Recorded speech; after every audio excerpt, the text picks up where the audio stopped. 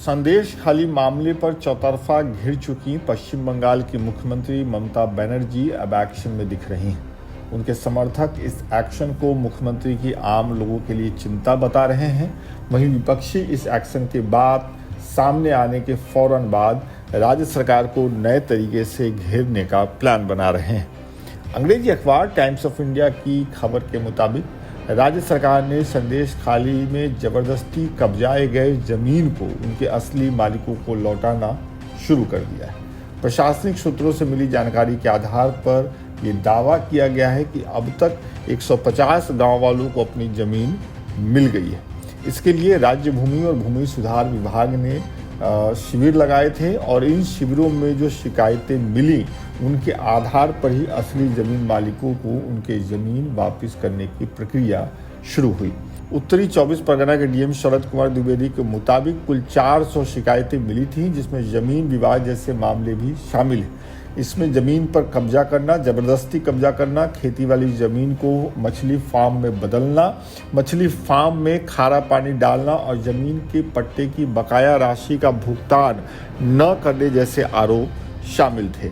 जिन जमीनों को अब राज्य सरकार उनके असली मालिकों को लौटा रही है, उन्हें जबरदस्ती कब्जाने का आरोप टीएमसी के स्थानीय नेताओं पर ही लगा, जिसमें शेख शाहजहां का नाम सबसे प्रमुखता से सामने आया। स्थानीय महिलाओं ने इन टीएमसी नेताओं पर महिलाओं के शारीरिक शोषण और जमीन कब्जाने का आरोप लगाया था। इन आरोपों के मुख्य आरोपी यानी शेख शाहजहां को लंबे समय के बाद राज्य की पुलिस ने गिरफ्तार कर लिया है। इस गिरफ्तारी की मांग विपक्षी पार्टियां तो कर ही रही थीं। राज्य की हाई कोर्ट ने भी इसके लिए सरकार को पिछले दिनों अल्टीमेटम दे दिया था। शेख शाहजहां को गिरफ्तार करने में राज्य की सरकार और राज्य की पुलिस ने लंबा वक्त लगा दिया और इस लेट लतीफी की वजह से राज्य की ममता सरकार कभी विपक्ष के निशाने पे रही तो कभी कोर्ट के निशाने पे। खैर, अब हम आपको थोड़ा इस मामले का बैकग्राउंड बता देते हैं। 5 जनवरी 2024 को ईडी के अधिकारियों ने राशन भ्रष्टाचार मामले में शेख शाहजहां से पूछताछ करना शुरू किया। वो पूछताछ करने के लिए वहां पहुंचे, शेख शाहजहां के यहाँ पहुंचे। नेता शेख शाहजहां तो फरार हो गया, लेकिन पूछताछ करने आए अधिकारियों पर भीड़ ने हमला कर दिया। ईडी की टीम पर शेख शाहजहां के समर्थकों ने हमला किया। पहली बार तभी संदेश खाली का नाम देश स्तर पर सुना गया। इस मामले के 33 दिनों बाद 7 फरवरी को उत्तर 24 परगना में स्थित संदेश खाली एक बार फिर चर्चा में आया। इस बार की चर्चा इसलिए हुई क्योंकि स्थानीय महिलाओं के एक समूह ने टीएमसी नेता शेख शाहजहां के खिलाफ कुछ बेहद गंभीर आरोप लगाए। इन आरोपों को लेकर स्थानीय महिलाएं सड़कों पर उतर आईं। विरोध प्रदर्शनों का एक पूरा सिलसिला शुरू हुआ। प्रशासन ने संदेश खाली जाने से विपक्षी नेताओं को रोका। वहां धारा 144 लगा दी गई।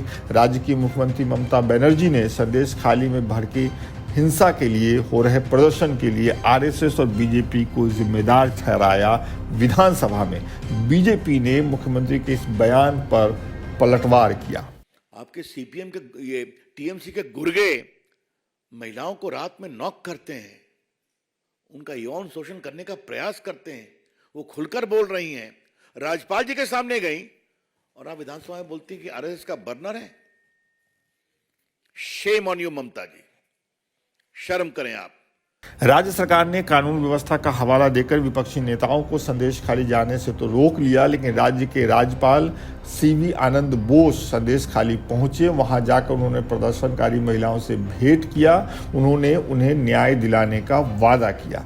बीजेपी ने इस मुद्दे को पश्चिम बंगाल की राजधानी कोलकाता की सड़कों से लेकर दिल्ली तक के स्टूडियोज में, अपने दफ्तरों में, अपने प्रवक्ताओं के द्वारा उठाया। लिहाजा राज्य सरकार पर दबाव पड़ा और आखिरकार इन दबावों की वजह से राज्य की सरकार गांव के लोगों की वो जमीनें जो जबरदस्ती कब्जा ली गई थी उन्हें लौटाना शुरू किया। लेकिन इतना भर कर देना संदेश खाली के लिए काफी नहीं होगा। अब जब मुख्य आरोपी हिरासत में लिया जा चुका है तो राज्य सरकार को इस मामले को प्रमुखता से कानून व्यवस्था के हिसाब से उठाना चाहिए, जिससे संदेश खाली की जनता को इस बात का भरोसा दिलाया जा सके कि सरकार, राज्य का पुलिस तबका आम जनता के साथ है, ना कि किसी आरोपी या प्रभावशाली नेता के साथ।